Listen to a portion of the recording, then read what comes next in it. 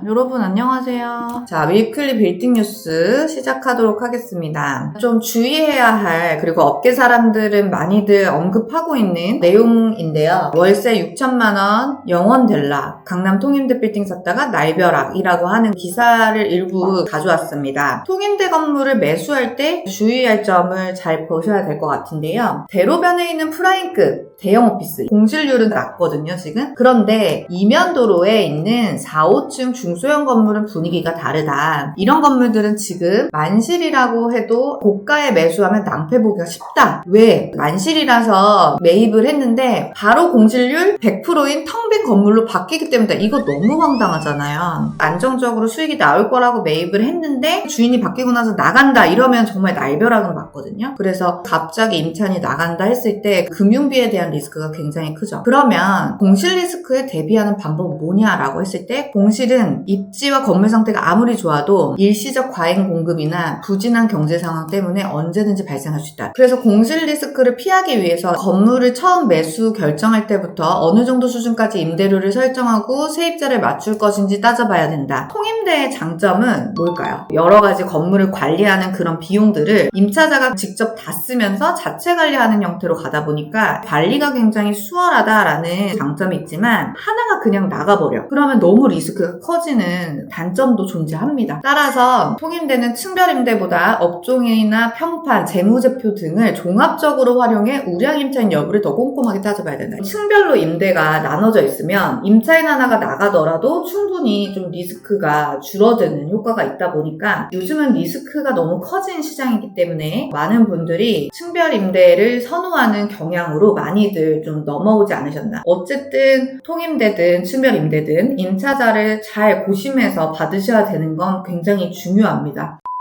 자, 그리고 이제 두 번째 기사로 설명을 드릴 건데, 트로트 가수 장윤정 씨가 라이더 난남을 굉장히 고가에 팔고 차익을 많이 보셨죠? 그러고 나서 제가 알기로는 반포에 있는 아페르라는 펜트하우스를 현금 주고 사셨거든요. 근데 최근에 2달 만에 이태원에 있는 꼬마 빌딩을 매입했다는 소식입니다. 장윤정 씨는 올해 6월 이태원 녹사평 대로변 일대에 있는 지하 1층에서 지상 2층 규모의 건물을 개인 명의로 41억 5천만 원에 매수했다. 약 46평형 되는 2종 대지에 연면적이 46평 정도 나오는 건물입니다. 평당가가 9천만 원대로 매입을 하신 걸로 나오네요. 요길 같은 경우에 용산의 호재도 가지고 있고 거불역세권으로 둘 다 가깝고 평당 9천이면 시세 적절하게 잘 매입을 하신 건물이에요. 요것도 아마 용산 호재를 보고 장기 투자하려고 매입하지 않으셨나라는 생각을 해봤습니다. 자, 그러면 이제 본격적으로 최근 매매 사례에 대해서 한번 달려보도록 하겠습니다. 신사동에 있는 요 물건 82억 원으로 좀 저렴하게 세로숲길 이면에 위치하는 코너 건물이었어요. 이 건물은 가격이 정말 좋았다. 근데 이 건물을 망설이신 분들은 왜 그랬을까라고 보면 답은 여기서 나와요. 수익률이 2%가 안 된다. 이 부분 때문에 선뜻 들어가기 좀 겁나하시는 분들이 많았습니다. 결국은 요걸 선택하신 분은 신사역 인근을 평당 1억 4천에 매입을 한다. 임대료를 제외하고도 금융비를 매달 갚아나갈 수 있는 현금 흐름이 안정적인 분이 매입을 하지 않으셨을까라는 생각을 하는데, 평당가만 딱 보면 너무 잘 산 매물이라는 생각이 듭니다.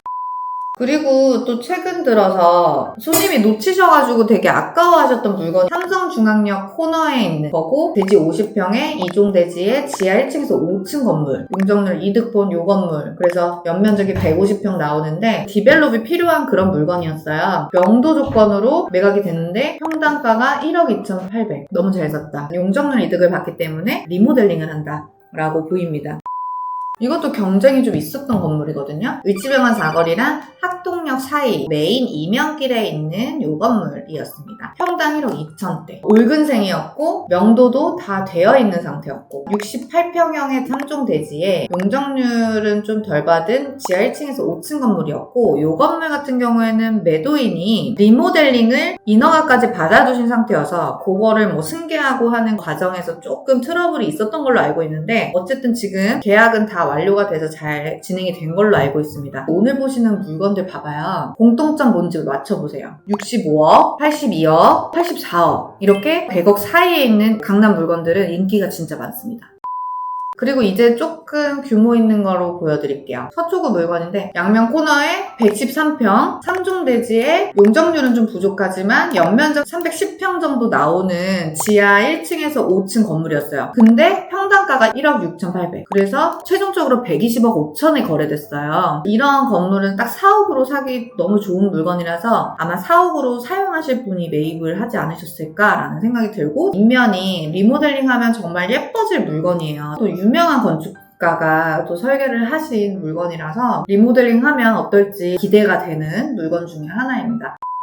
적극 오퍼가 아직도 먹히나요? 그럼요. 딜할 때 적극적으로 오퍼하는 건 당연히 필요한 거고, 특히 주요 지역들 있죠. 좋아 보이는 곳들은 적극적으로 오퍼하지 않으시면 잡기 힘듭니다. 그래서 적극 오퍼 하셔야 되고, 지금은 제가 볼 때는 매도자 우위 시장이라고 보여집니다. 요것도 인기가 많았던 건물이에요. 명동에 있는 건물 가져왔어요. 10m, 4m 코너 건물에 42평짜리 건물이었고 50억대로 어쨌든 명동 인근의 일반 상업지를 살 수 있다. 이게 포인트. 관광객, 직장인 수요가 많은 입지, 주변 호가 대비해서 가격이 좋고 볼륨이 좋고 코너 건물이고 전면 이쁘고, 이런 식으로 이 건물을 사야 하는 이유에 대해서 본인이 찝을 줄 아셔야 돼요. 최근 매매 사례 마지막, 청수 아뜰리에 길에 있는 물건이에요. 요 메인에 이면도로 4m 도로에 있는 건물입니다. 43평형의 대지 2종 일반 주거지역에 82평인데 얘 같은 경우에는 지금 다 올근생인 상태였어요. 그래서 지금 만실 기준으로 3.5%가 나오는, 이미 올근생으로 임차를 바로 맞출 수 있는 건물이 존재하는데 이 정도 가격이었으면 저는 합리적이었다고 개인적으로 생각합니다.